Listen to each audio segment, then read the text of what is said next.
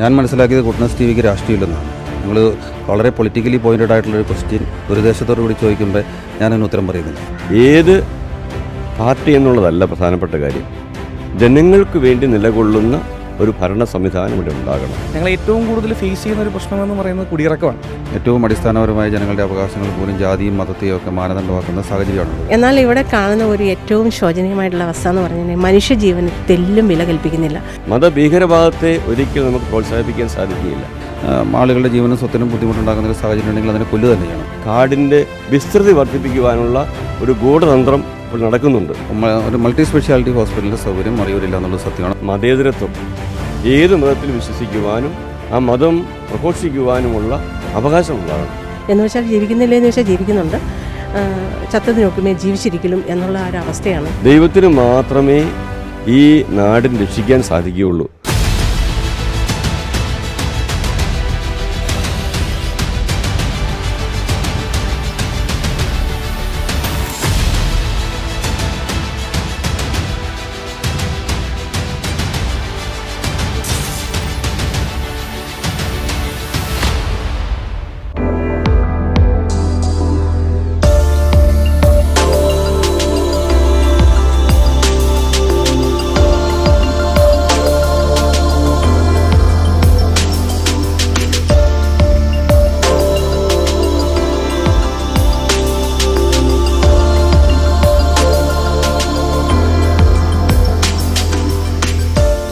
കേരളത്തിൽ ഇപ്പോൾ കൊടും ചൂടാണ്. കാലാവസ്ഥയുടെ ചൂടും ഒപ്പം തെരഞ്ഞെടുപ്പിൻ്റെ ചൂടും. പക്ഷേ ഇടുക്കിദാ ഇപ്പോൾ ഈ മഴയിൽ തണുത്തുകൊണ്ടിരിക്കുകയാണ്. ഇടുക്കി ലോക്സഭാ മണ്ഡലത്തിലൂടെ നമ്മുടെ പര്യടനം തുടങ്ങുമ്പോൾ ഇടുക്കി എന്നത് കേരളത്തിൻ്റെ പശ്ചിമഘട്ടത്തിൽ സ്ഥിതി ചെയ്യുന്ന ഒരു ജില്ലയാണ്. രണ്ടാമത്തെ വലിയ ജില്ല കൂടിയാണ്. ഇതിൻ്റെ ഭൂരിഭാഗവും കാടും വനമേഖലയും തന്നെയാണ്. കേരളത്തിൻ്റെ സുഗന്ധവ്യഞ്ജന തോട്ടം എന്നും കൂടി ഇടുക്കി അറിയപ്പെടുന്നു. മനോഹരമായ ഇടുക്കി ഡാമിൻ്റെ മുകളിൽ നിന്നുള്ള കാഴ്ചയാണ്, വളരെ മനോഹരമായ കാഴ്ചയാണ് നിങ്ങളിപ്പോൾ കണ്ടുകൊണ്ടിരിക്കുന്നത്. ഇടുക്കി ലോക്സഭാ മണ്ഡലത്തെക്കുറിച്ച് പറയുമ്പോൾ ഇടുക്കി, മൂവാറ്റുപുഴ, കോതമംഗലം, ദേവികുളം, ഉടുമ്പൻചോല, തൊടുപുഴ, പീരുമേട് എന്നീ നിയമസഭാ മണ്ഡലങ്ങൾ ഉൾക്കൊള്ളുന്നതാണ് ഈ ഇടുക്കി ലോക്സഭാ മണ്ഡലം. ഈ തെരഞ്ഞെടുപ്പിൽ നമ്മുടെ വോട്ടേഴ്സിൻ്റെ കണക്കനുസരിച്ചാണെങ്കിൽ 47.7% ക്രിസ്ത്യൻ വോട്ടേഴ്സ് ഈ ഇടുക്കി മണ്ഡലത്തിൽ ഏറ്റവും കൂടുതലുള്ളത് ക്രൈസ്തവ വോട്ടുകളാണ്. രണ്ടാമതുള്ളത് ഹിന്ദു വോട്ടുകൾ 46.5% ഹിന്ദു വോട്ടുകളും മുസ്ലിം വോട്ടുകൾ ഏകദേശം 5.8% മാത്രമാണ് ഈ ഇടുക്കി ലോക്സഭാ മണ്ഡലത്തിലുള്ളത്. കഴിഞ്ഞ 2019 ഡീൻ കുര്യാക്കോസ് UDFൻ്റെ 54.21% വിജയിച്ചു. അതിന് മുമ്പത്തെ പ്രാവശ്യം 2014 ജോയ്സ് ജോർജാണ് 46.5% വോട്ടിലും. 2009 PT തോമസാണ് ഇവിടുന്ന് ജയിച്ചത് UDFൻ്റെ 51.98% എന്ന കണക്കിൽ. ലോകം മുഴുവനുള്ള വിനോദസഞ്ചാരികളുടെ ഇഷ്ടകേന്ദ്രമായി ഈ ഇടുക്കി മാറുമ്പോൾ പക്ഷേ ഈ ഇടുക്കിയിൽ ജീവിക്കുന്നവരുടെ അവസ്ഥ അത്ര സുഖകരമല്ല. ഈ ഇടുക്കിക്കാരുടെ പ്രതിസന്ധികളും പ്രശ്നങ്ങളും ബുദ്ധിമുട്ടുകളും ഒക്കെയാണ് ഇന്ന് ഈ തെരഞ്ഞെടുപ്പ് പര്യടനത്തിൽ നമ്മൾ ചർച്ച ചെയ്യാൻ പോകുന്നതും നമ്മൾ നേരിട്ട് കാണാൻ പോകുന്നതും.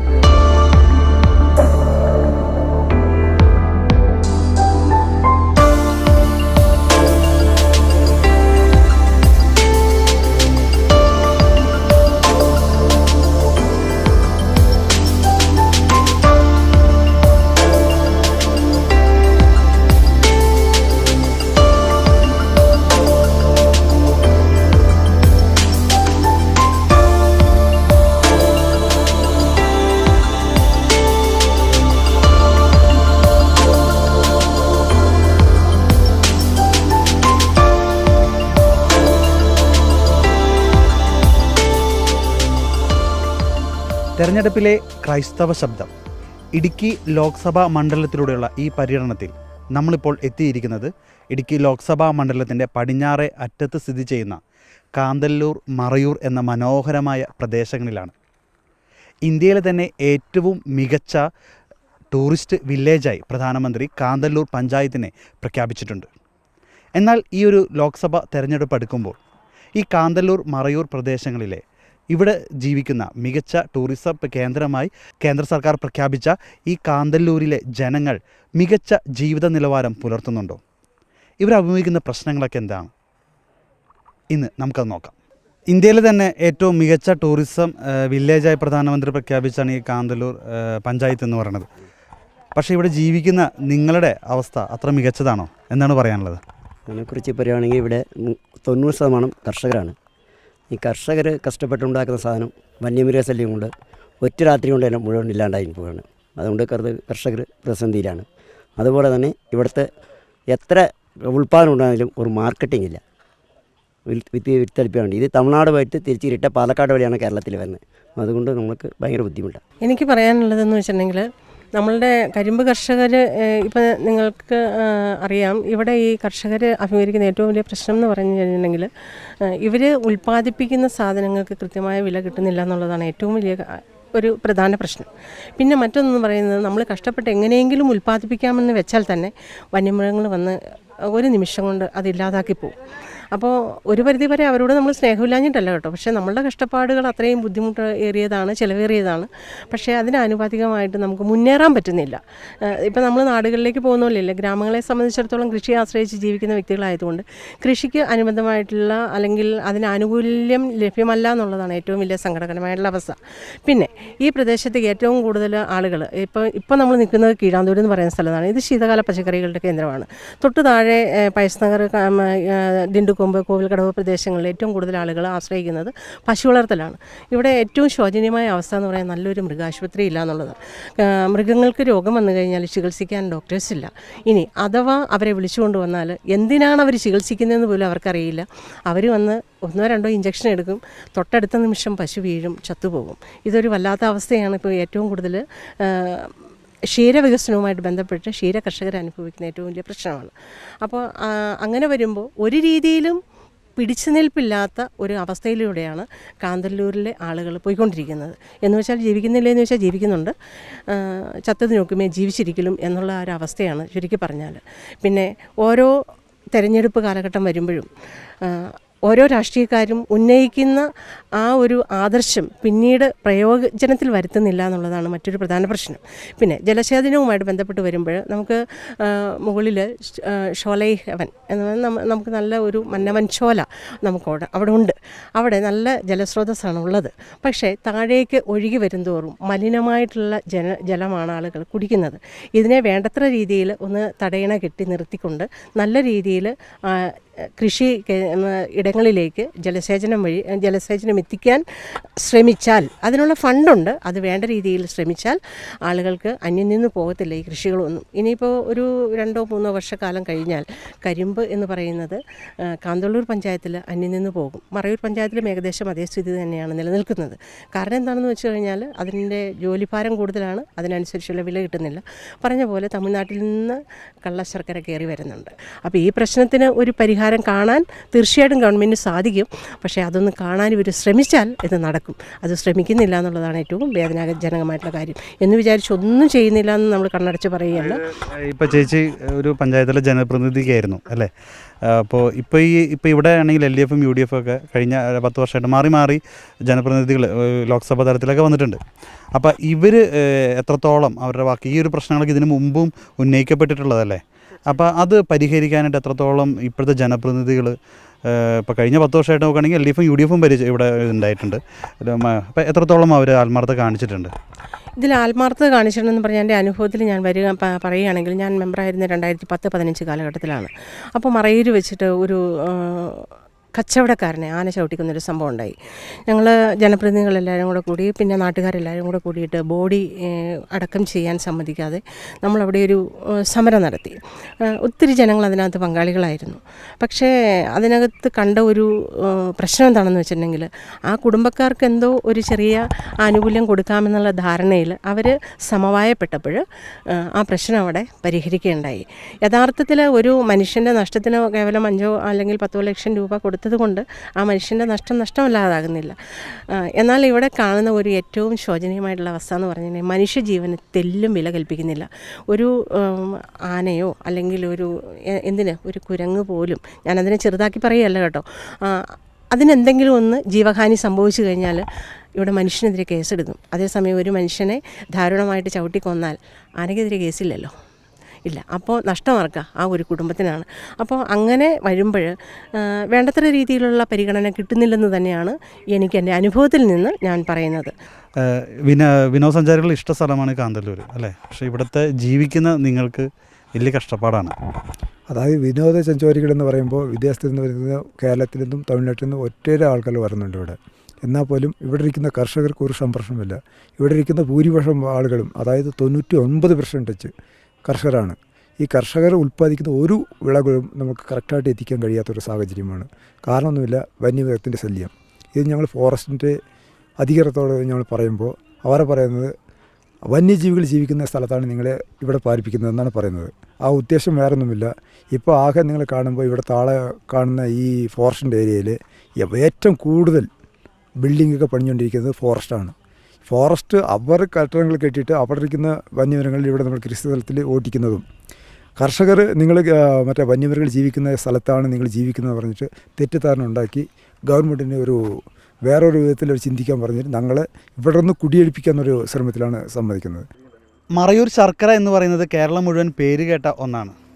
ഇന്ന് ഇടുക്കി ലോക്സഭാ മണ്ഡലത്തിലൂടെ നമ്മൾ പോകുമ്പോൾ കാന്തല്ലൂർ മറയൂർ മേഖലയിലെ ഒരു വലിയൊരു കരിമ്പും തോട്ടത്തിൻ്റെ ഉള്ളിലാണ് ഞങ്ങളിപ്പോൾ നിൽക്കുന്നത്. എന്തായാലും എന്നോടൊപ്പം ഇപ്പോൾ ചേരുന്നത് ഈ കാന്തല്ലൂരിൽ നിന്നുള്ള ഒരു കർഷകനാണ്. ചേട്ടൻ്റെ പേര്? എൻ്റെ പേര് ജോയ് പുന്നശ്ശേരി. എൻ്റെ ഭാര്യ ആൻസി ജോയ്. ഓക്കെ ചേട്ടാ, തിരഞ്ഞെടുപ്പെല്ലാം നമ്മൾ അല്ലേ വളരെ തൊട്ടടുത്തേക്ക് എത്തിയിരിക്കുകയാണ്. പക്ഷേ കേരളത്തിലെ തന്നെ വളരെ സുന്ദരമായൊരു സ്ഥലമാണ് മറയൂർ കാന്തല്ലൂർ എന്ന് പറയുന്നൊരു പ്രദേശം. പക്ഷേ ഈ കാശ്മീർ എന്ന് പറയാൻ ഇവിടെ കേരളത്തിലെ ഒരു കാശ്മീർ എന്ന് പറയാം. പക്ഷേ ക്ലൈമറ്റാണ്, വിനോദസഞ്ചാരികൾ ഒരുപാട് ഇഷ്ടപ്പെടുന്ന ഒരു സ്ഥലം. പക്ഷേ ഇവിടുത്തെ ജനങ്ങൾ അത്രമാത്രം വളരെ ആശങ്കയിലാണ്, അത്ര സംതൃപ്തരല്ല എന്ന് കേൾക്കുന്നുണ്ട്. ഇവിടുത്തെ കർഷകരെ സംബന്ധിച്ചോളം എന്താണ് ഇവിടുത്തെ ഏറ്റവും വലിയ ബുദ്ധിമുട്ട് നിങ്ങൾ നേരിടുന്നത്? സംബന്ധിച്ചുള്ള ഒരു പ്രശ്നം പറയാമെന്ന് പറഞ്ഞാൽ കാർഷിക ഏരിയയാണ് നമ്മുടെ പ്രദേശം മൊത്തം. വെജിറ്റബിൾ സിസ്റ്റം പോലെയുണ്ട്, അതേപോലെ കരിമ്പ് ശർക്കര. മറയൂർ ശർക്കര എന്ന് പറഞ്ഞാൽ ഫേമസാണ്. ഒരിക്കലും ഇതിനകത്ത് മായം ചേരാണ്ട് നല്ലൊരു ശർക്കരയാണ് ഇവിടുന്ന് എല്ലായിടത്തും, ശബരിമലയിൽ വരെ ഇതാണ് എത്തുന്നത്. പക്ഷേ ഇതിനുള്ള പ്രോബ്ലം എന്ന് പറഞ്ഞാൽ ഇത് കഷ്ടപ്പെട്ടുണ്ടാക്കുന്ന കർഷകർക്ക് ഇതിൻ്റെ ന്യായമായിട്ടുള്ള വില കിട്ടുന്നില്ല. ഇപ്പം 1 ഏക്കർ കരിമ്പ് മൊത്തം ഒരാൾ മേടിച്ചിട്ട് അത് കൊണ്ടുപോയി ആട്ടി കൊടുക്കും. പക്ഷേ ആ കരിമ്പ് ഉണ്ടാക്കുന്ന വ്യക്തിക്ക് നിസ്സാര പൈസ കിട്ടുള്ളൂ. അവൻ കരിമ്പ് മേടിച്ച് ആട്ടി അങ്ങനെ ചെയ്യുമ്പോൾ അവന് നല്ലൊരു എമൗണ്ട് കിട്ടും. അപ്പോൾ ആ കർഷകന് യാതൊരു വശാലും ഉയർന്നു വരാൻ പറ്റത്തില്ല. അവന് എന്നതൊന്നും ഒരേപോലെ തന്നെ ഒരു മെച്ചപ്പെടുന്നില്ല. അതിനുള്ള സംവിധാനം ഗവൺമെൻറ് ചെയ്യണം. കൃഷി ചെയ്യുന്ന കർഷകന് ആ കൃഷി മൂലം നശിച്ചു പോകേണ്ട നന്നായിട്ട് വരാനായിട്ടും അതിൻ്റെ വില നിലനിർത്തിക്കൊണ്ട് പോകാനായിട്ട് ഒരു സംവിധാനം ഉണ്ടായിക്കഴിഞ്ഞാൽ അവർക്ക് ആശ്വാസമാണ്. അതേപോലെ പച്ചക്കറികൾ, ബീൻസ്, ക്യാരറ്റ്, ഫ്രൂട്ട്സുകൾ ഇതെല്ലാം ഇഷ്ടംപോലെ ഇവിടെ ഉണ്ടാകുന്ന സ്ഥലമാണ്. അതിന് വേണ്ടുന്നതായ വെള്ളം ടാങ്ക് കെട്ടി അതിനെ കെട്ടി നിർത്തിയിട്ട് ഈ തമിഴ്നാട്ടിലൊക്കെ കാണിക്കുന്നില്ലേ, അതേപോലെ എല്ലാ പ്രദേശത്തേക്കും വെള്ളം വിട്ട് കഴിഞ്ഞാൽ ഇതിൻ്റെ ഇരട്ടി കിട്ടും വരുമാനം, കൃഷിയുടെ ലാഭം ഇതെല്ലാം ഉണ്ടാകും. വെള്ളം എന്നത് വലിയൊരു പ്രശ്നമാണല്ലോ. വെള്ളമുള്ള വലിയ പ്രശ്നമാണ്. കാന്തല്ലൂരൊക്കെ വെള്ളമുണ്ട്. അവിടെ ഡാം കെട്ടി ആ ഡാമിൽ നിന്ന് വെള്ളം ഇറക്കി വിട്ട് കഴിഞ്ഞാൽ എല്ലാവർക്കും വെള്ളമായി, എല്ലാവർക്കും കൃഷി ചെയ്യാം. അതൊന്നുമില്ല. ഡാം കെട്ടുന്നുണ്ട്, പക്ഷേ ഇതൊന്നും ഇതുവരെ പ്രായോഗികമായിട്ടില്ല. അപ്പോൾ കർഷകർ മൊത്തത്തിൽ അടിപോയൊക്കെയാണ്, ദുരിതത്തിലാണ്. അപ്പോൾ അവരെ കരകയറ്റാനായിട്ട്, അവരെ രക്ഷപ്പെടുത്താൻ വേണ്ടിയിട്ട് ഒരു മാർഗം സ്വീകരിക്കുന്നത് നല്ലതാണ്. അങ്ങനെ ആയാലേ ഇവർക്ക് പിന്നെയും മുന്നോട്ട് പോകാൻ പറ്റുള്ളൂ. അല്ലെങ്കിൽ പിന്നെയും കൃഷി ചെയ്യാൻ വേണ്ടിയിട്ട് വരുമാന മാർഗ്ഗമില്ലാണ്ടാവും. മറ്റൊരു മേഖലയിൽ വന്യമൃഗശല്യം ഈ കർഷകരെ ബാധിക്കുന്നുണ്ടോ? വന്യമൃഗശല്യം ഭയങ്കരമായിട്ട് ബാധിക്കുന്നു. നമ്മുടെ കൃഷിഭൂമിയിൽ മണ്ണിൽ നടന്ന കപ്പ, കാച്ചിൽ, ചേന അങ്ങനെയുള്ള സാധനങ്ങൾ ഒന്നും നമുക്ക് കിട്ടത്തില്ല. ഇതെല്ലാം നമ്മൾ വളരെ പ്രതീക്ഷയോടുകൂടി നട്ടുവയ്ക്കും. ചേന, ചേമ്പ് ഇതെല്ലാം നട്ടുവയ്ക്കും. ഒന്ന് തലപൊക്കിയപ്പോഴേക്കും രാത്രി പന്നികൾ വന്ന് എല്ലാം കുത്തി മറിച്ച് കൊണ്ടുപോകും. പൈസ ഒത്തിരി മുടക്കിയിട്ടാണ് ഇതെല്ലാം ചെയ്യുന്നതെങ്കിലും നമുക്കൊരു പൈസ പോലും കിട്ടത്തില്ല. ഇതെല്ലാം അവർ തന്നെ കൊണ്ടുപോകും. പിന്നെ ആന, രാത്രി ആന കരിമ്പ് എല്ലാം ചവിട്ടി പൊളിച്ച് വൃത്തികേടാക്കി ഒന്നുമില്ലാത്ത അവസ്ഥയിലേക്ക് ആനശല്യം. അങ്ങനെ പോത്താണെങ്കിൽ അതിനേക്കാളപ്പുറം പച്ചക്കറികളും ഇതെല്ലാം പോത്ത് നിരത്തിക്കളയും. അപ്പം വന്യമൃഗത്തിൻ്റെ ശല്യം ഭയങ്കരമാണ്. അപ്പോൾ അതിനുള്ള സംരക്ഷണങ്ങളൊക്കെ ചെയ്യേണ്ടതാണ്. ഫോറസ്റ്റുകാരെല്ലാം ഇവിടെ ഉണ്ടെങ്കിലും പ്രായോഗികമായിട്ടൊന്നും ഒരു നല്ല രീതിയിൽ നടക്കുന്നില്ല. കൃഷിനാശം എന്ന് പറഞ്ഞാൽ ഭയങ്കരമായിട്ട് നശിച്ചുകൊണ്ടിരിക്കുക. ഇടുക്കി ലോക്സഭാ മണ്ഡലം എന്ന് നോക്കുമ്പോൾ ഒരുപാട് ഇടുക്കി ആ മേഖലയായിട്ട് മാത്രമായിട്ട് പോകുമ്പോൾ ഈ ഒരു പ്രദേശത്തെ ഇങ്ങനെയുള്ള പല വിഷയങ്ങളും ഇത് ശ്രദ്ധയിൽ പെടുന്നില്ല എന്ന് തോന്നുന്നു. എന്തായാലും ഈ ഒരു വിഷയമാണ് നിങ്ങൾക്ക് ഇവിടുത്തെ സ്ഥാനാർത്ഥികളുടെ മുമ്പിൽ വെക്കാനായിട്ടുള്ളത്. അതെ ഈ വിഷയങ്ങളൊക്കെ ഞാൻ പറഞ്ഞ ഓരോ വിഷയങ്ങളും ഇവിടെയുള്ള ഓരോ വ്യക്തികളുടെയും അഭിപ്രായമാണ്. അത് ആർക്കും ഇങ്ങനെ പറയാനുള്ള ഒരു വേദിയില്ല, ഒരു ചാൻസ് ഇല്ലാത്തതിൻ്റെ പേരിൽ പറഞ്ഞിട്ടും കാര്യമില്ല. അതിൻ്റെ പേരിൽ ഇങ്ങനെ പോഞ്ഞ് നിൽക്കുന്നു.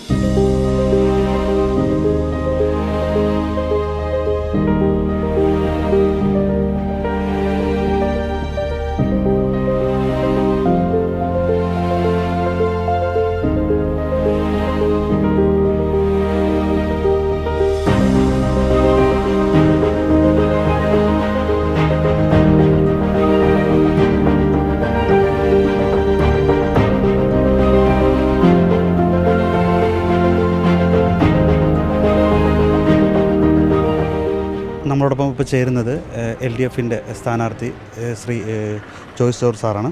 സാർ നമസ്കാരം. തെരഞ്ഞെടുപ്പിൻ്റെ പ്രചരണ ഘട്ടമൊക്കെ ഇപ്പോൾ ഇടാൻ വരെത്തി? പരസ്യ പ്രചരണം തുടങ്ങി ഇപ്പോൾ 7 അസംബ്ലി മണ്ഡലവും പൂർത്തിയാക്കി അതിൻ്റെ തന്നെ 2ാം ഘട്ടത്തിലേക്ക് കടന്നിട്ടുണ്ട്. അത് ഇന്നിപ്പോൾ പിരിമേട് മണ്ഡലത്തിലാണുള്ളത്. പിരിമേട് മണ്ഡലത്തിലെ അസംബ്ലി മണ്ഡലത്തിലെ 2ാം ഘട്ട പര്യടന പരിപാടിയാണ്. ഇപ്പോൾ രാവിലെ തുടങ്ങി അതിൻ്റെ ഒരു 3 പഞ്ചായത്ത് കഴിഞ്ഞു. ഇനി ഉച്ചയ്ക്ക് ശേഷം 3 പഞ്ചായത്തുകളിൽ കൂടി പര്യടനമുണ്ട്.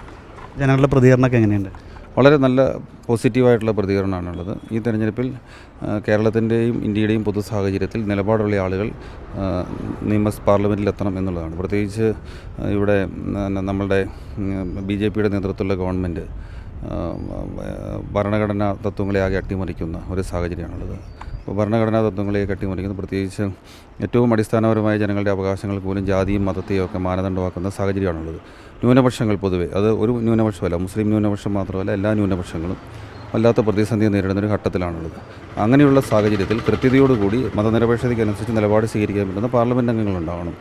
അത് ഞങ്ങളുടെയൊക്കെ ഒരു മുന്നനുഭവത്തിൽ ഇടതുപക്ഷത്തിനാണ് അത് സാധിക്കുക.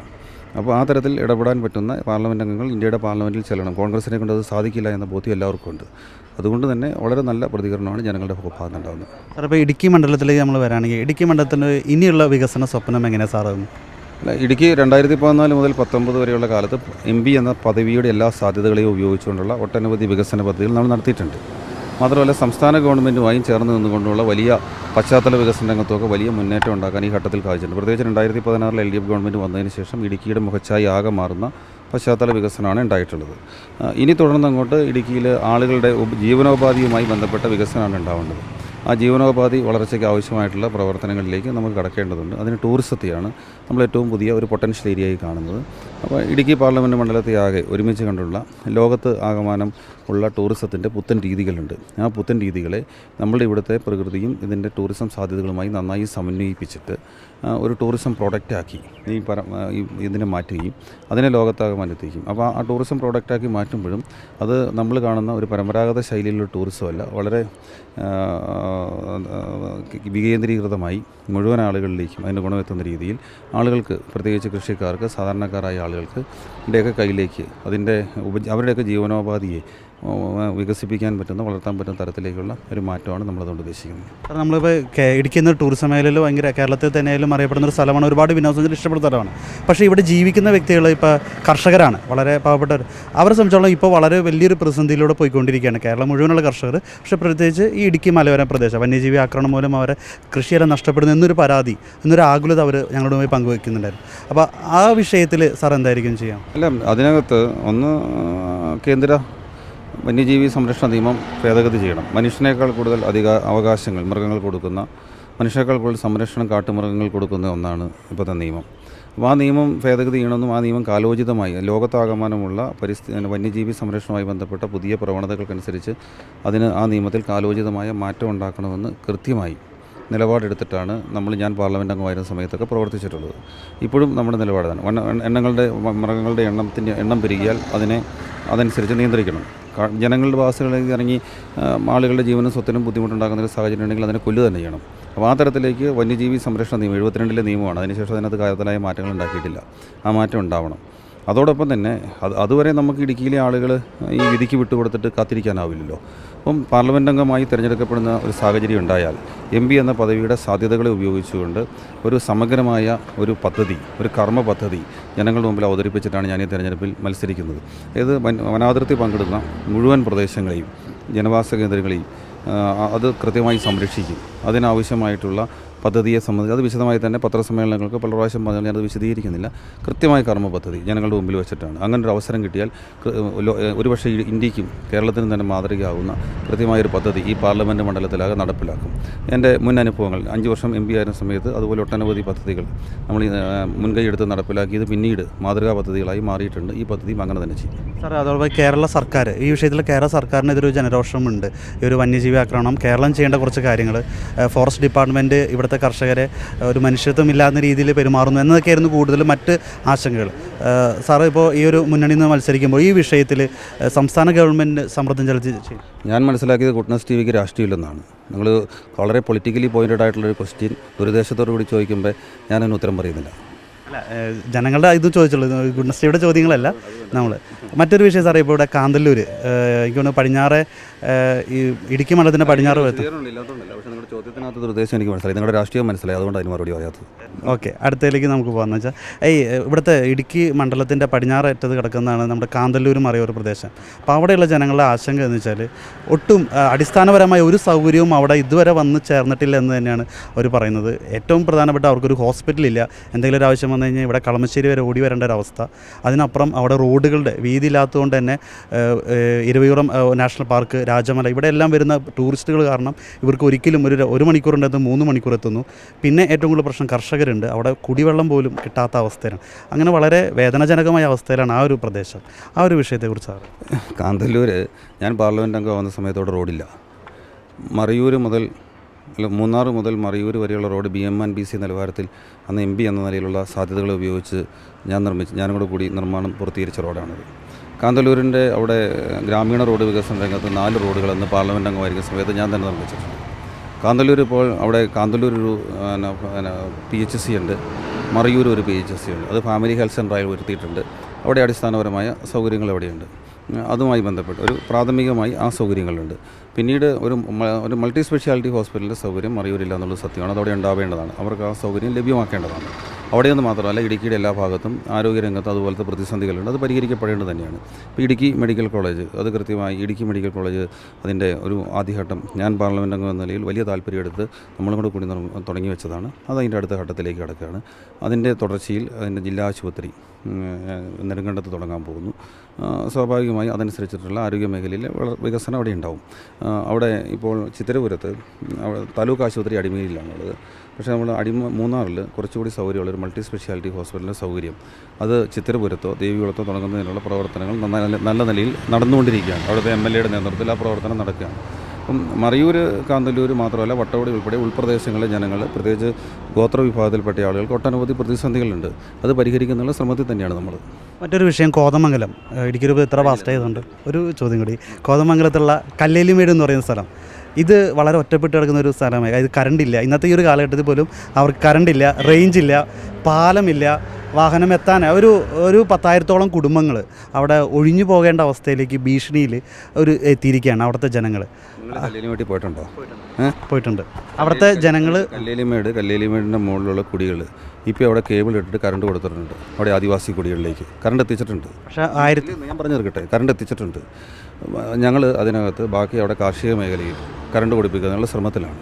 കല്ലേലിമേട്ടിലെ ആളുകൾക്ക് പട്ടയില്ലായിരുന്നു. അപ്പോൾ അതിന് പട്ടയം കൊടുക്കുന്നതിനുള്ള നടപടികൾ ഒരു ഘട്ടത്തിലെത്തിച്ചിട്ടുണ്ട്. കോതമംഗലത്ത് നമ്മൾ ലാൻഡ് അസൈൻമെൻറ്റ് ഓഫീസ് തുടങ്ങിയിട്ടുണ്ട്. ഇതൊക്കെ കഴിഞ്ഞ ഒരു 2014 നമ്മളൊക്കെ പാർലമെൻറ്റ് മെമ്പർ ആയതിനു ശേഷം ഞങ്ങളെല്ലാവരും വളരെ തോതിൽ കഷ്ടപ്പെട്ടും ഇനിഷ്യേറ്റീവ് എടുത്ത് നടത്തുന്ന പരിപാടികളാണ്. അത് അവിടുത്തെ ആളുകൾക്ക് ബോധ്യമുണ്ട്. ബാക്കി പിന്നീട് അവിടെ വേണ്ടത് വ്ളാവന പാലമാണ്. ആ പാലവുമായി ബന്ധപ്പെട്ട് ഫോറസ്റ്റ് ഡിപ്പാർട്ട്മെൻറ്റ് തടസ്സമാണ് അവിടെ ഉള്ളത്. ആ വിഷയം പരിഹരിക്കുന്നതിന് വേണ്ടി ഫോറസ്റ്റ് ഡിപ്പാർട്ട്മെൻറ്റുമായി ബന്ധപ്പെട്ട് അത് നിൽക്കുമ്പോഴും അങ്ങോട്ടുള്ള റോഡ് ഇപ്പോൾ കോൺക്രീറ്റ് ചെയ്ത് ഏതാണ്ട് ഒരു വാഹന ഗതാഗതം യോഗ്യമാക്കിയിട്ടുണ്ട്. ആദിവാസി കുടികളിൽ ഞാൻ പറഞ്ഞല്ലോ, ആദിവാസി കുടികളിൽ കറണ്ട് എത്തിയിട്ടുണ്ട്. ബാക്കി ടെലിഫോൺ റേഞ്ചുമായി ബന്ധപ്പെട്ട് ഞാൻ മനസ്സിലാക്കുന്നതനുസരിച്ച് അവിടെ ഇപ്പോൾ 3 ടവറുകളുടെ നിർമ്മാണം നടന്നുകൊണ്ടിരിക്കുകയാണ്. അത് പൂർത്തീകരിക്കുന്നതോടെ ആ വിഷയം പരിഹരിക്കും. അവിടെയും അവരുടേതായ ബുദ്ധിമുട്ടുകളുണ്ട്. ആ വിഷയം പരിഹരിക്കപ്പെടേണ്ടത് തന്നെയാണ്. പക്ഷേ ഇത്രയും കാര്യങ്ങളൊക്കെ ചെയ്തിട്ടുണ്ട്. ആ കാര്യങ്ങളും കൂടി മനസ്സിലാക്കിയിട്ടാണ് നിങ്ങൾ മാധ്യമപ്രവർത്തകർ ഇടപെടേണ്ടതെന്നുള്ള വിനീതമായ അഭിപ്രായം എനിക്കുണ്ട്.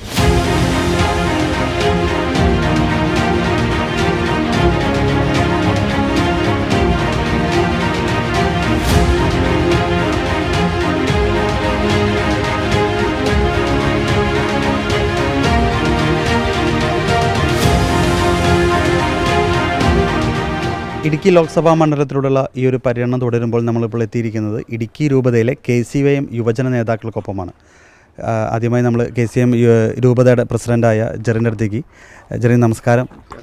തെരഞ്ഞെടുപ്പിൻ്റെ ചൂടോടുകൂടി അടുത്തിരിക്കുകയാണ്. നമ്മൾ ആ ഒരു രീതിയിൽ നമ്മൾ പ്രവർത്തിച്ചുകൊണ്ടിരിക്കുകയാണ്. ഇടുക്കി രൂപതയെ സംബന്ധിച്ചുള്ള ഇടുക്കി ലോക്സഭാ മണ്ഡലത്തെ സംബന്ധിച്ചിടത്തോളം ഇവിടുത്തെ യുവജനങ്ങൾ, നിങ്ങൾ KCYM ആയതുകൊണ്ട് തന്നെ യുവജനങ്ങളായിട്ട് ഒരുപാട് ബന്ധപ്പെട്ട് പ്രവർത്തിക്കുന്നവരാണ്. ഈ ഒരു മേഖലയിൽ നമ്മുടെ സ്ഥാനാർത്ഥികളായാലും അവർ ശ്രദ്ധിക്കേണ്ട മേഖല ഏതൊക്കെയാണ്? നിങ്ങൾ നേരിടുന്ന പ്രധാന വെല്ലുവിളികൾ എന്താണ്? ഇടുക്കി ഹൈ റേഞ്ചിനെ സംബന്ധിച്ചിടത്തോളം കുടിയേറ്റത്തിനൊരു മണ്ണാണ് യഥാർത്ഥത്തിൽ പറയുക. പക്ഷേ ഇപ്പോൾ റീസെൻ്റായിട്ട് ഈ കാലഘട്ടത്തിൽ ഞങ്ങൾ ഏറ്റവും കൂടുതൽ ഫേസ് ചെയ്യുന്ന ഒരു പ്രശ്നമെന്ന് പറയുന്നത് കുടിയിറക്കമാണ്. അത് പല കാരണങ്ങൾ കൊണ്ടാവാം. തൊഴിലില്ലായ്മ കൊണ്ടോ അല്ലെങ്കിൽ ഉന്നത വിദ്യാഭ്യാസത്തിൽ അവർ ആഗ്രഹിക്കുന്ന ഒരു കോഴ്സിലേക്ക് അവർക്ക് എത്തിച്ചേരാൻ പറ്റാത്തത് കൊണ്ടൊക്കെ ആവാം അവരങ്ങനെ കുടിയിറക്കം എന്നുള്ളൊരു കോൺസെപ്റ്റിലേക്ക് പോകുന്നതെന്ന് തോന്നുന്നു. കാരണം പോകുന്നവരാരും തിരിച്ചു വരുന്നില്ല എന്നുള്ളതാണ് യഥാർത്ഥ പ്രശ്നം. പക്ഷേ നമ്മുടെ നാടിനെ സംബന്ധിച്ച് പണ്ട് നമ്മൾ ഗൾഫ് രാജ്യങ്ങളിലും അതുപോലെയുള്ള മേഖലകളിൽ തൊഴിൽ നേടി അതിനുള്ള സാമ്പത്തിക റിസോഴ്സ് പിന്നീട് ഇങ്ങോട്ട് കൊണ്ടുവന്ന് മെച്ചമായിട്ടുള്ള ഒരുപാട് സാഹചര്യങ്ങളുണ്ടായിരുന്നു. പക്ഷേ അതൊക്കെ മാറി ഇപ്പോൾ പോകുന്നവർ അവിടെ തന്നെ സ്റ്റേബിളായിട്ട് നിൽക്കുന്നൊരു സാഹചര്യമാണ്. ഇപ്പോൾ നമുക്ക് റീസെൻ്റായിട്ട് നമുക്കറിയാം, തിരുവനന്തപുരത്തൊക്കെ ഈ PSC വഴി ഇടുക്കിയിൽ നിന്നും ഒരുപാട് സുഹൃത്തുക്കൾ, നമ്മുടെ KCYയുമായി ബന്ധപ്പെട്ട് നിൽക്കുന്ന ഒരുപാട് സുഹൃത്തുക്കൾ അത്തരത്തിൽ റാങ്ക് ലിസ്റ്റിൽ വന്നിട്ട് പോലും തൊഴിൽ നേടാത്തൊരു സാഹചര്യം. ഞങ്ങൾ മനസ്സിലാക്കുന്ന ഇടുക്കി പോലുള്ളൊരു ലോകസഭാ മണ്ഡലത്തിൽ ടൂറിസത്തിന് അത്രമാത്രം സാധ്യതയുള്ള സ്ഥലമാണ്. അപ്പോൾ അതുമായി ബന്ധപ്പെട്ട് വരുന്ന ഒരുപാട് ഉന്നത കോഴ്സുകൾ ഇവിടെ തന്നെ ഡെവലപ്പ് ചെയ്യാൻ ഈ MPമാർ കൃത്യമായിട്ട് ഒന്ന് ഫോക്കസ് ചെയ്യേണ്ടതുണ്ട്. കാരണം നമ്മുടെ വിദ്യാഭ്യാസം ഇപ്പോഴും ഒരു കറൻ്റ്ലി ആ ഒരു പഴയ പരമ്പരാഗത സ്റ്റൈലിൽ തന്നെ നിൽക്കുന്നതാണ്. ഇത്തരം നല്ല നല്ല കോഴ്സുകൾ തേടി ഇവിടുന്ന് ഒരുപാട് കുട്ടികൾ അന്യദേശത്തേക്ക് പോകാനുള്ള സാഹചര്യം ഉണ്ടാക്കുന്നു. അതുപോലൊപ്പം തന്നെയാണ് സംരംഭകത്വം. അപ്പോൾ ഓൺട്രപ്രണർഷിപ്പിന് കൃത്യമായിട്ടുള്ളൊരു ഫോക്കസ് എല്ലാ മേഖലയിൽ നിന്നും കൊടുക്കണം.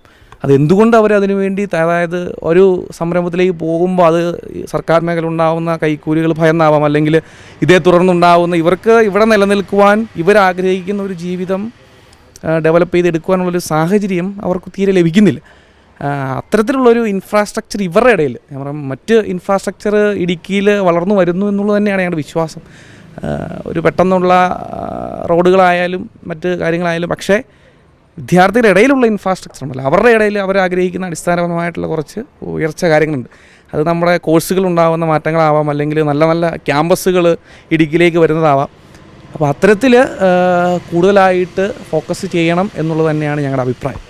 ഈ വിദേശത്തേക്ക് പോകുന്നത് തൊഴിലില്ലായ്മ നമ്മുടെ കേരളത്തിൽ നിൽക്കുന്നുണ്ടോ? തൊഴിലില്ലായ്മ വലിയ പ്രശ്നമുണ്ടോ യുവജന സംബന്ധിച്ചിടത്തോളം? അതായത് തൊഴിലില്ലായ്മ എന്നുകൊണ്ട് ഉദ്ദേശിക്കുന്നത് അവർ പഠിച്ച് പാസ്സായ കോഴ്സിനനുസരിച്ചുള്ള വേതനം ലഭിക്കാത്ത രീതിയിലേക്ക് തൊഴിൽ മാറിയിരിക്കുന്നു. ഈ ഒരു യുവജനങ്ങൾ നേരിടുന്ന പ്രധാന പ്രശ്നങ്ങൾക്ക് പരിഹാരം ചെയ്യാൻ KCYM ചെയ്യുന്ന പ്രവർത്തനങ്ങൾ എന്തൊക്കെയാണ്?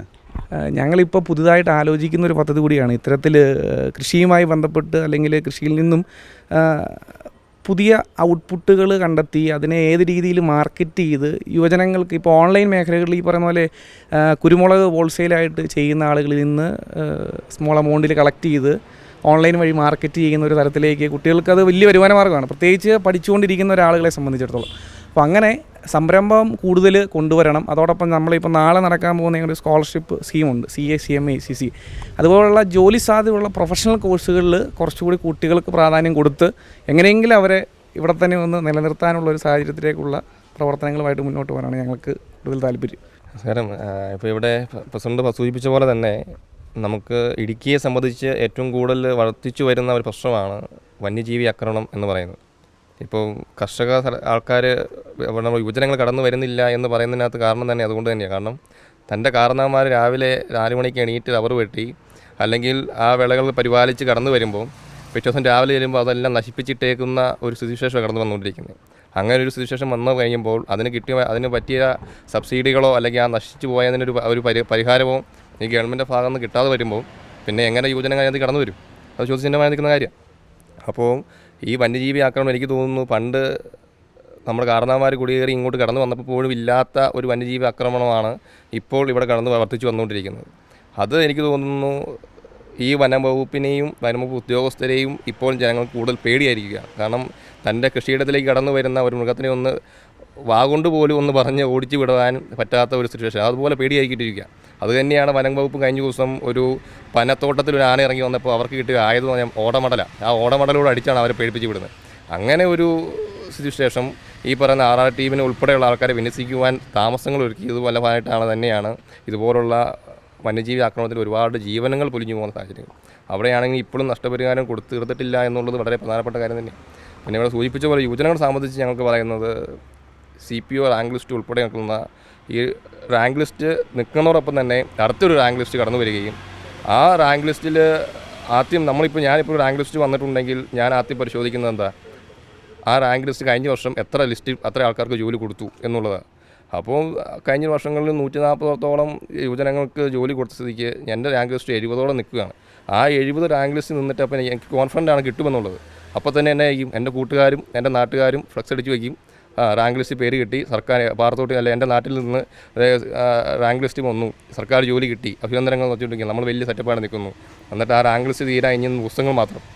എന്നിട്ടും ആ റാങ്ക് ലിസ്റ്റിൽ നിന്ന് ജോലി കിട്ടാനില്ല എന്നുള്ളൊരു പ്രതീക്ഷ വന്നു കഴിയുമ്പോൾ നമ്മൾ കഴിഞ്ഞ ദിവസങ്ങളെല്ലാം കണ്ടത് മണ്ണ് തിന്നുന്ന അവസ്ഥ.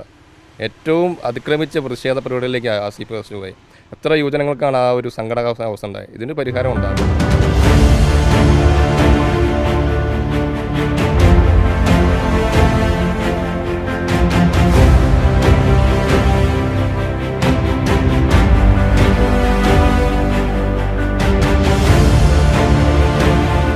ഇടുക്കി ലോക്സഭാ മണ്ഡലത്തിലൂടെയുള്ള നമ്മളുടെ പര്യടനം തുടരുകയാണ്.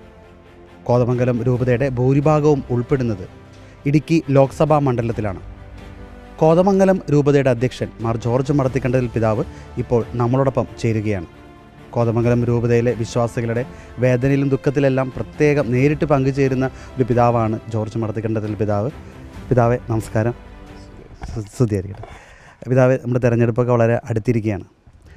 ഈ ഒരു അവസ്ഥയിൽ നമ്മുടെ കോതമംഗലം രൂപതയുടെ പ്രത്യേക രാഷ്ട്രീയ നിലപാടുകളോ അങ്ങനെ എന്തെങ്കിലും എടുത്തിട്ടുണ്ടോ?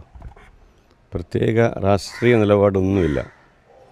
അത് ജനങ്ങളുടെ മനസാക്ഷി അനുസരിച്ച് വോട്ട് ചെയ്യുക എന്നുള്ളതാണ്. സാധാരണ ജനാധിപത്യത്തിൽ അങ്ങനെയാണ് പറയുന്നത്. നമ്മൾ ഉദ്ദേശിക്കുന്നത് ഈ നാട്ടിൽ സുരക്ഷിതമായിട്ട് ഭയരഹിതമായിട്ട് സമാധാനമായിട്ട് ജീവിക്കുവാൻ പറ്റുന്ന സാഹചര്യം ഉളവാക്കുക. അത് വളരെ പ്രധാനപ്പെട്ട കാര്യമാണ്. അതോടൊപ്പം തന്നെ ഈ നാട്ടിൽ നമുക്ക് പല പ്രശ്നങ്ങളും ഇന്ന് നേരിടുന്ന ഒരു സാഹചര്യമുണ്ട്. ഒന്നാമതായിട്ട് ഏറ്റവും പ്രധാനമായിട്ട് ഇപ്പോൾ ഞങ്ങൾ നേരിടുന്ന പ്രശ്നം ഈ വന്യമൃഗങ്ങളുടെ ശല്യമാണ്. കാർഷിക മേഖലയാണ് ഈ പ്രദേശം എന്നുള്ളത് പറയാം. അപ്പം അങ്ങനെയാകുമ്പോൾ ഈ കാർഷിക മേഖലയിൽ ഒന്ന് കൃഷി ചെയ്താൽ ഫലങ്ങൾ കിട്ടുന്നില്ല. കാരണം കൃഷി ചെയ്ത് കുറേ കഴിയുമ്പോഴത്തേക്കും വന്യമൃഗങ്ങൾ വന്നതെല്ലാം നശിപ്പിക്കുന്നു.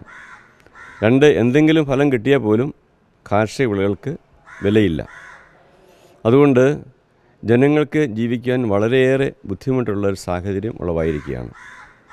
രണ്ടാമതൊരു കാര്യം, നമ്മൾ ഏറ്റവും ബുദ്ധിമുട്ടിക്കുന്നൊരു കാര്യം, ഇവിടെ നിന്ന് കുട്ടികളും ചെറുപ്പക്കാരും ഒക്കെ മറ്റ് സ്ഥലങ്ങളിലേക്ക് പോകുന്നു, മറ്റ് രാജ്യങ്ങളിലേക്ക് പോകുന്നു. അതിൻ്റെ പ്രധാന കാരണം ഇവിടെ സുരക്ഷിതമായിട്ട് ജീവിക്കാൻ ഒരു ഭാവി ഇല്ല എന്നുള്ള ആ ചിന്തയാണത്. അങ്ങനെ പോകുന്ന കുട്ടികൾ വാസ്തവം പറഞ്ഞാൽ നമ്മുടെ മാനവശേഷി ഒത്തിരി നഷ്ടപ്പെടുകയാണ് ചെയ്യുന്നത്. ഇതിനെക്കുറിച്ച് ബോധമുള്ള അല്ലെങ്കിൽ ബോധ്യമുള്ള ഒരു ഭരണം ഉണ്ടാകണം ഇവിടെ. അതുകൊണ്ട് നമ്മൾ ഏത് പാർട്ടി എന്നുള്ളതല്ല പ്രധാനപ്പെട്ട കാര്യം, ജനങ്ങൾക്ക് വേണ്ടി നിലകൊള്ളുന്ന ഒരു ഭരണ സംവിധാനം ഇവിടെ ഉണ്ടാകണം. അതിന് ഈ ഇലക്ഷൻ സാഹചര്യം വളരെ പ്രധാനപ്പെട്ടതാണെന്ന് ഞാൻ കരുതുകയാണ്. അതുകൊണ്ട് ഞാൻ ഉദ്ദേശിക്കുന്നത് ജനങ്ങളോട് എല്ലാവരോടും പറയണം, നിങ്ങൾ വോട്ട് ചെയ്യണം. കാരണം അത് ഓരോ പൗരൻ്റെയും കടമയാണ്, അവകാശമാണ്. അതൊരിക്കലും നഷ്ടപ്പെടുത്തരുത്. എല്ലാവരും വോട്ട് ചെയ്യണം. പാർട്ടി ഏതെന്ന് ഞാൻ പറയില്ല, അത് ജനങ്ങൾ തീരുമാനിക്കണം. പക്ഷേ ജനങ്ങൾക്കിവിടെ സ്വതന്ത്രമായിട്ടും സമാധാനമായിട്ടും സന്തോഷമായിട്ടും പ്രത്യാശയോടെയും ജീവിക്കാനുള്ള സാഹചര്യം ഉളവാക്കുക എന്നുള്ളതാണ് പ്രധാനപ്പെട്ട കാര്യം. അത് നമുക്ക് വാസ്തവം പറഞ്ഞാൽ പണ്ട് കാലത്തൊക്കെ നമ്മുടെ നാട് ദൈവത്തിൻ്റെ നാട്, സ്വന്തം നാടെന്നൊക്കെയാണ് പറഞ്ഞിരുന്നത്. പക്ഷേ ഇപ്പം അത് പറയാൻ സാധിക്കുമോ? എനിക്ക് സംശയമുണ്ട്. കാരണം എന്ന് വെച്ചാൽ ഈ ഒത്തിരി നേതാക്കന്മാരൊക്കെ വരുന്നുണ്ട് രക്ഷിക്കാമെന്ന് പറഞ്ഞുകൊണ്ട്, പക്ഷേ ഇവരാരും രക്ഷിച്ചിട്ടില്ല ഇതുവരെ. അപ്പം അതുകൊണ്ട് എനിക്ക് തോന്നുന്നത് ദൈവത്തിന് മാത്രമേ ഈ നാടിന് രക്ഷിക്കാൻ സാധിക്കുകയുള്ളൂ. അതുകൊണ്ട് ആ പ്രയോഗം ശരിയാണ്. സ്വന്തം നാടെന്നുള്ളത് ദൈവത്തിന് സ്വന്തമായിട്ട് നാട്, ദൈവത്തിന് മാത്രം രക്ഷിക്കാൻ സാധിക്കുകയുള്ളൂ. അതുകൊണ്ട് ഇവിടെ ഏത് മതവിശ്വാസിക്കും സ്വതന്ത്രമായിട്ട് ജീവിക്കാൻ സാധിക്കണം. ദൈവവിശ്വാസത്തോടെ സന്തോഷത്തോടെ ഏത് മതത്തിൽ വിശ്വസിക്കുന്നു എന്നുള്ളതല്ല പ്രധാനപ്പെട്ട കാര്യം. ഏത് മതത്തിൽ വിശ്വസിച്ചാലും അവർ പ്രധാനമായിട്ടും ദൈവത്തിൻ്റെ പദ്ധതി മനസ്സിലാക്കി മനുഷ്യർക്ക് നന്മ ചെയ്തുകൊണ്ട് ജീവിക്കുന്ന സാഹചര്യം ഉണ്ടാകണം. അപ്പം നമ്മൾ ബൈബിളിൽ പറയുന്നുണ്ട് ദൈവസ്നേഹവും പരസ്നേഹവും എന്നുള്ളത്. അത് പ്രാവർത്തികമാക്കി കഴിഞ്ഞാൽ ഈ നാട് നന്നാവും. നാടിന് പ്രശ്നമൊന്നും ഉണ്ടാകില്ല. നാടിൻ്റെ പ്രശ്നമല്ല, ഈ നാട്ടിൽ ജീവിക്കുന്ന മനുഷ്യർക്ക് ശരിയായി ജീവിക്കാൻ സാധിക്കുന്നില്ല എന്നുള്ള ഒരു പ്രശ്നമാണ് ഇപ്പോൾ ഉള്ളത്. അപ്പം അതുകൊണ്ട് പുതിയ ഭരണ സംവിധാനം വരുമ്പോൾ ഒന്ന്, നമ്മുടെ ഭരണഘടന സംരക്ഷിക്കപ്പെടണം. ഭരണഘടനയിൽ പറഞ്ഞിരിക്കുന്ന കാര്യം ഇതാണ്: മതേതരത്വം. ഏത് മതത്തിൽ വിശ്വസിക്കുവാനും ആ മതം പ്രഘോഷിക്കുവാനുമുള്ള അവകാശമുണ്ടാകണം. പണ്ട് നമുക്കറിയാം നമ്മുടെ നാട്ടിൽ മതവിശ്വാസികളെല്ലാം വളരെ സ്നേഹത്തോടെ സൗഹാർദ്ദം ജീവിച്ച സാഹചര്യമുണ്ട്. പക്ഷേ ഇന്ന് പല സ്ഥലത്തും ഈ മതഭീകരവാദം വർദ്ധിച്ചുകൊണ്ടിരിക്കുകയാണ്. അത് ജനങ്ങൾക്കേറെ ദുരിതമുണ്ടാക്കുന്ന സാഹചര്യമാണ്. അപ്പം അതുകൊണ്ട് മതഭീകരവാദത്തെ ഒരിക്കലും നമുക്ക് പ്രോത്സാഹിപ്പിക്കാൻ സാധിക്കുകയില്ല. രാഷ്ട്രീയ ഭീകരവാദത്തെയും നമുക്ക് പ്രോത്സാഹിപ്പിക്കാൻ സാധിക്കുകയില്ല. അത് സമാധാനത്തോടെ ജീവിക്കുന്ന ഒരു സാഹചര്യം ഉണ്ടായിരുന്നു പണ്ട്. പക്ഷേ അത് ഇപ്പോൾ നഷ്ടപ്പെട്ടുകൊണ്ടിരിക്കുന്നു. അത് നമുക്ക് തിരിച്ചു പിടിക്കണം. എന്ന് വെച്ചാൽ എല്ലാവർക്കും ഈ നാട്ടിൽ സന്തോഷമായിട്ട് സ്വതന്ത്രമായിട്ട് സമാധാനമായിട്ട് ജീവിക്കാനുള്ള സാഹചര്യം ഉളവാക്കുക എന്നുള്ളതാണ് ഏറ്റവും പ്രധാനപ്പെട്ട കാര്യം. പിതാവേ, അതോടൊപ്പം തന്നെ നമ്മുടെ ഈ കോതമംഗലം രൂപതയിലെ വിശ്വാസികളെ സംബന്ധിച്ചിടത്തോളം ഏറെ ആശങ്ക നിറഞ്ഞൊരു ഇതിലൂടെ പോവുകയാണ്. ഒപ്പം പ്രതിസന്ധി കുടിയിറക്കപ്പെടുന്ന ഒരു അവസ്ഥയിലാണ്. മിക്ക ഇടങ്ങളിൽ നിന്നും ജനങ്ങൾ ഒഴിഞ്ഞു പോകുന്നു. അവർക്ക് ജീവിക്കാൻ പറ്റാത്ത അവസ്ഥ ഒഴിഞ്ഞു പോകുന്നു. കല്ലേലിമേട് എന്ന് പറയുന്ന ഒരു സ്ഥലവും മാമലക്കണ്ടവും അതോടൊപ്പം തന്നെ ആ ഒരു പൂയംകുട്ടി മേഖലകളെല്ലാം ഈ രൂപതയിൽപ്പെടുന്ന വിശ്വാസികളാണ്. പിതാവ് സർക്കാർ ചെയ്തതിന് മുമ്പ് തന്നെ പിതാവ് ഈ ഒരു കാർഷിക മേഖലയിൽ കർഷകർക്കൊക്കെ രൂപതയിൽ നിന്ന് സഹായമൊക്കെ നേരിട്ട് എത്തിച്ചിട്ടുള്ളതാണ്, അവരുടെ ദുരിതവും ദുഃഖമൊക്കെ കണ്ടിട്ട്. ഈ ഒരു വിഷയം ഈ ഒരു തെരഞ്ഞെടുപ്പിൽ വലിയൊരു മീൻസ് ഇടുക്കി മണ്ഡലത്തിൽ അതൊരു ചർച്ചാ വിഷയമാകേണ്ടതല്ലേ? ഇടുക്കി മണ്ഡലത്തിലെ എല്ലാ പ്രദേശങ്ങളും തന്നെ ഈ കാർഷിക മേഖലയാണെന്ന് ഞാൻ പറഞ്ഞല്ലോ. അപ്പോൾ കാർഷിക മേഖലയിൽ കർഷകരെ സംരക്ഷിക്കുവാനുള്ള ഉത്തരവാദിത്വം ഈ തിരഞ്ഞെടുക്കപ്പെടുന്ന വ്യക്തിക്കുണ്ട്, ആരാണെങ്കിലും. അങ്ങനെ സാധിക്കാത്ത വ്യക്തി ഇവിടെ വിജയിക്കില്ല എന്നുള്ളതാണ്. ആരാണെങ്കിലും നമുക്ക് കുഴപ്പമില്ല. പക്ഷേ ജനങ്ങൾക്ക്, കർഷകർക്ക് ഇവിടെ ജീവിക്കുവാനുള്ള ഒരു സാഹചര്യം ഉളവാക്കണം. അതോടൊപ്പം തന്നെ നമ്മളിവിടെ രൂപതയിൽ നിന്നും പല കാര്യങ്ങൾ ചെയ്തു. ഉദാഹരണം പറഞ്ഞാൽ നമ്മൾ ഈ വന്യമൃഗങ്ങളുടെ ആ പ്രശ്നമുണ്ടായപ്പോൾ ഒരാളിവിടെ ആന ചവിട്ടിക്കൊന്നു. പിന്നെ മറ്റ് പല പ്രശ്നങ്ങളും ഇവിടെ ഉണ്ടായിട്ടുണ്ട്. അപ്പോഴൊക്കെ നമ്മൾ ജനങ്ങൾക്ക് വേണ്ടി നിലകൊണ്ടു എന്നുള്ളതാണ്. ഒരു റാലിയൊക്കെ നടത്തി നമ്മൾ ഏതാണ്ട് 10,000-ൽ കൂടുതൽ ആളുകൾ ആ റാലിയിൽ പങ്കെടുക്കുവാൻ വന്നു. അത് അവർ സ്പോണ്ടേനിയസായിട്ട് വന്നതാണ്. കാരണം അവരുടെ ബുദ്ധിമുട്ട് അവർ തന്നെ അനുഭവിക്കുന്ന കാര്യങ്ങളായതുകൊണ്ടാണ് ഇത്രയും പേര് വന്നത്. അതിനുശേഷം ഞാൻ പല സ്ഥലങ്ങളിലും അവരുടെ ദുഃഖങ്ങളും വേദനകളും അറിയാനായിട്ട് പോയി. അത് മനസ്സിലാക്കുവാൻ സാധിച്ചു. ഒത്തിരിയേറെ കഷ്ടപ്പെടുന്ന മനുഷ്യരുണ്ട്. 10-70 വർഷമായി ജീവിക്കുന്ന സാഹചര്യത്തിൽ നിന്നും അവർ ഇറങ്ങിപ്പോകണമെന്നുള്ള ഒരു കാര്യം വരുമ്പോഴത്തേക്ക് എന്ത് ചെയ്യാൻ പറ്റും? ഞാൻ പണ്ടത്തെ ചരിത്രം ഓർക്കുകയാണ്. പണ്ട് ഈ കൊളോസിയം, റോമിലുള്ള കൊളോസിയത്തെക്കുറിച്ച് നിങ്ങൾ കേട്ടിട്ടുണ്ടാവും. അത് അവിടെ ഈ പീഡിപ്പിക്കാനായിട്ട് അല്ലെങ്കിൽ ജനങ്ങൾക്ക് ആഹ്ലാദിക്കാനായിട്ട് ഈ വന്യമൃഗങ്ങളുടെ ഇടയിലേക്ക് ആളുകളെ ഇറക്കി വിടുമായിരുന്നു. അതൊരു വിനോദമായിരുന്നത്, രാജാക്കന്മാർക്കുള്ള വിനോദമൊക്കെ ആയിരുന്നത്. ഇന്ന് ഞാൻ കാണുന്നത് എന്താണെന്ന് വെച്ചാൽ ഈ ജനങ്ങളുടെ ഇടയിലേക്ക് മൃഗങ്ങളെ ഇറക്കി വിടുകയാണ്. ഇതും കുറച്ചുപേർ ആനന്ദിക്കുന്നുണ്ടാകും, എനിക്കറിയില്ല. പക്ഷേ അത് തീർച്ചയായിട്ടും വലിയ ഒരു പ്രശ്നമാണ്. ജനങ്ങളുടെ ഇടയിലേക്ക് മൃഗങ്ങൾ വന്നോട്ടെ, എന്നിട്ട് തനിയെ ആൾ ഇറങ്ങിപ്പോക്കോട്ടെ. അത് എനിക്ക് തോന്നുന്നത് എൻ്റെ വ്യക്തിപരമായ അഭിപ്രായം എന്താണെന്ന് വെച്ചാൽ, ഈ ഇവിടെ വനപാലകരെന്ന് പറഞ്ഞ കുറേ ആൾക്കാരുണ്ട്. അവരുടെ ഉത്തരവാദിത്വം എന്താണെന്ന് വെച്ചാൽ വനം സംരക്ഷിക്കുക, വന്യജീവികളെ സംരക്ഷിക്കുക എന്നുള്ളതാണ്. എവിടെ സംരക്ഷിക്കണം? കാട്ടിൽ സംരക്ഷിക്കണം. നാട്ടിലേക്ക് ഇറക്കി വിടുക എന്നുള്ളതല്ല. ഇന്ന് പലരും ചെയ്യുന്നത് ഇവരാതൊന്നും നോക്കാതെ നാട്ടിലേക്ക് മൃഗങ്ങൾ ഇറങ്ങി വരുന്നു, അതിനെ തടയുവാനായിട്ട് ശ്രദ്ധിക്കുന്നില്ല. തന്നെയുമല്ല, ഈ ആളുകൾ അവരുടെ അധിവാസ മേഖലയിൽ നിന്നും ഇറങ്ങിപ്പോകാനുള്ള സൗകര്യം ഒരുക്കി കൊടുക്കുകയാണ്. എന്നിട്ട് കാടിൻ്റെ വിസ്തൃതി വർദ്ധിപ്പിക്കുവാനുള്ള ഒരു ഗൂഢതന്ത്രം ഇപ്പോൾ നടക്കുന്നുണ്ട്. ഞങ്ങളുടെ പ്രദേശത്തൊക്കെ ഉണ്ടത്. ഉദാഹരണം പറഞ്ഞാൽ 2-3 ഇടവകളിൽ ഞാൻ പോയപ്പോൾ അവർ പറഞ്ഞതാണ്, ഫോറസ്റ്റുകാർ പറഞ്ഞു നിങ്ങൾക്ക് 15 ലക്ഷം രൂപ തരാം. 10 സെൻറ്റ് ഉള്ളവനും 2 ഏക്കർ ഉള്ളവനും ഒരേപോലെ തന്നെ. ആദ്യം 7 ലക്ഷം കൊടുക്കും, പിന്നീട് ബാക്കിയുള്ളത് തരാം. പിന്നീട് ബാക്കിയെന്ന് വെച്ചിട്ടുണ്ടെങ്കിൽ ആധാരം ചെയ്ത് കഴിയുമ്പോൾ, ആധാരം ചെയ്യണം നിർബന്ധമില്ല, അവരുടെ ഭൂമിയായി പോയില്ലേ. അപ്പം അതുകൊണ്ട് ഇത് വലിയ തന്ത്രമാണത്. ഉദാഹരണം പറഞ്ഞാൽ കൈതപ്പാറ എന്നൊരു സ്ഥലമുണ്ട്. അവിടെ 150ഓളം കുടുംബങ്ങളുണ്ടായിരുന്നു. ഇപ്പം 50-60 കുടുംബങ്ങളേ ഉള്ളൂ, ബാക്കിയെല്ലാം ഇറങ്ങിപ്പോകുന്നു. ഇനിയും ഇറങ്ങിപ്പോയിക്കൊണ്ടിരിക്കുകയാണ് അവർ. അതുപോലെ തന്നെ കല്ലേലിമേട്, അതുപോലെ ഇങ്ങനെ പല സ്ഥലങ്ങളിലും ഈ പ്രശ്നങ്ങളുണ്ട്. പൂയംകുട്ടി, അങ്ങനെയുള്ള സ്ഥലങ്ങളിലൊക്കെ ആളുകളെ ഏതെങ്കിലും രീതിയിൽ ഇറക്കി വിട്ട് വനവിസ്തൃതി വർദ്ധിപ്പിക്കുക എന്നുള്ളതാണ് അവരുടെ ടാർഗറ്റ്. ഇത് നമുക്ക് അംഗീകരിക്കാൻ സാധിക്കില്ല.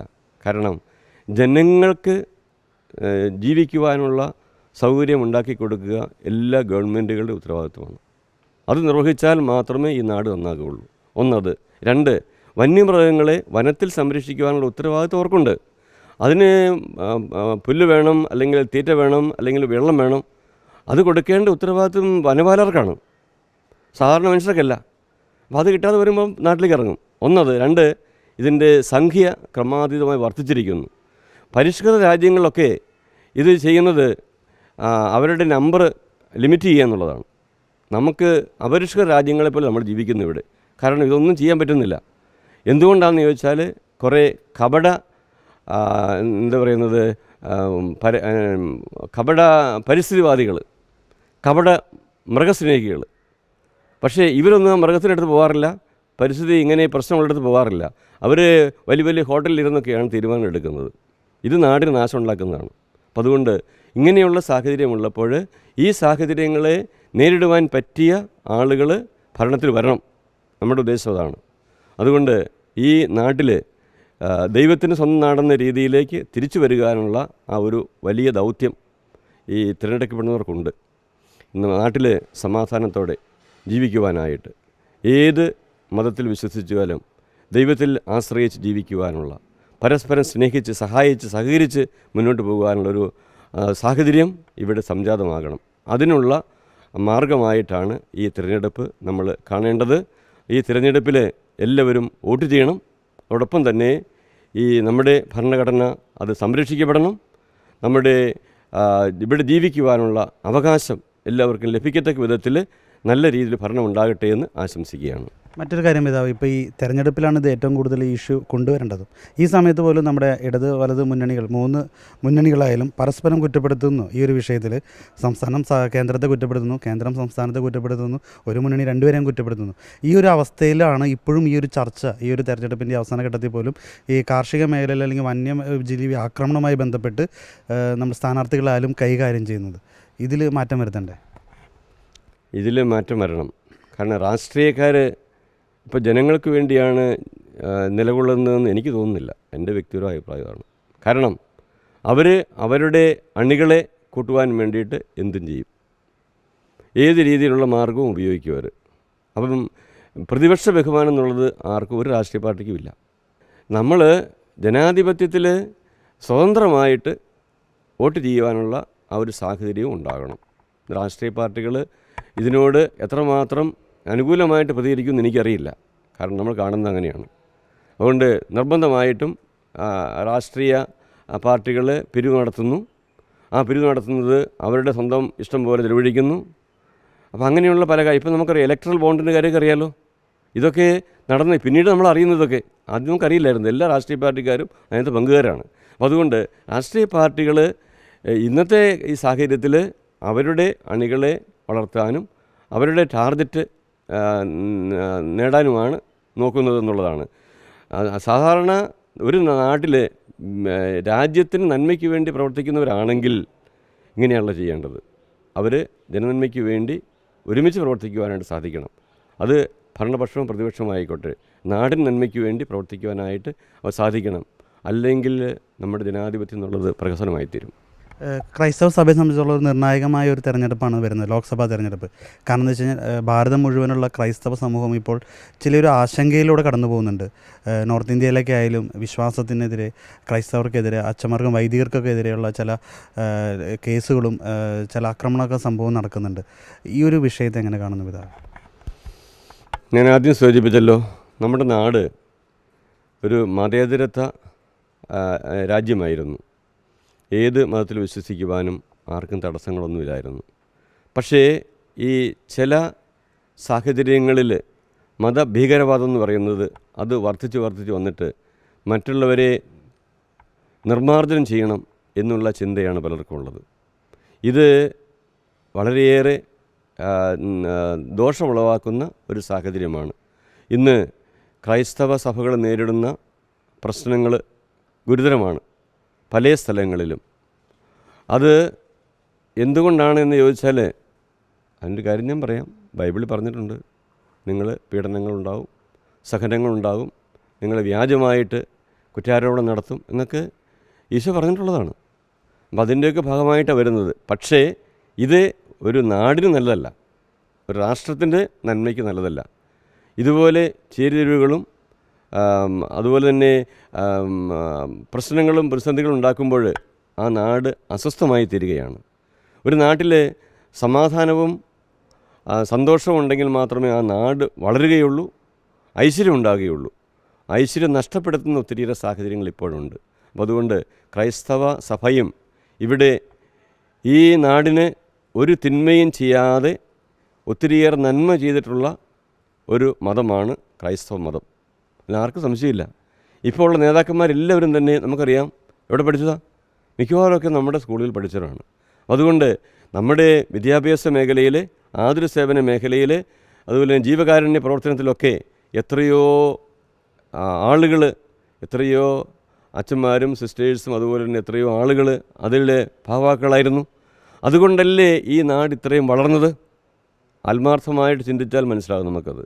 അപ്പോൾ നമ്മുടെ നാട് വളരുവാനും ഉയരുവാനും ഐശ്വര്യമുണ്ടാകുവാനും കാരണമായി തീർന്നത് ഈ ക്രൈസ്തവ സഭയുടെ സാന്നിധ്യവും അവരുടെ തത്വങ്ങളും അവരുടെ പ്രവർത്തനങ്ങളും ശുശ്രൂഷയുമാണ് എന്ന് പറയാൻ എനിക്ക് അഭിമാനമുണ്ട്. തീർച്ചയായിട്ടും അത് നല്ല രീതിയിൽ അതിനെ സ്വീകരിക്കുന്നവർ അംഗീകരിക്കുകയും ചെയ്യും. കാരണം ഇന്ന് ഈ നമ്മൾ മറ്റ് രാജ്യങ്ങളുമായിട്ട് കിടപിടിക്കുന്നുണ്ടെങ്കിൽ അതിൻ്റെ ഒരു കാരണം നമ്മൾ ഈ നാടിനു വേണ്ടി ക്രൈസ്തവ സഭ ചെയ്ത ആ നന്മകളും ശുശ്രൂഷകളുമാണെന്ന് എനിക്ക് തോന്നുന്നു.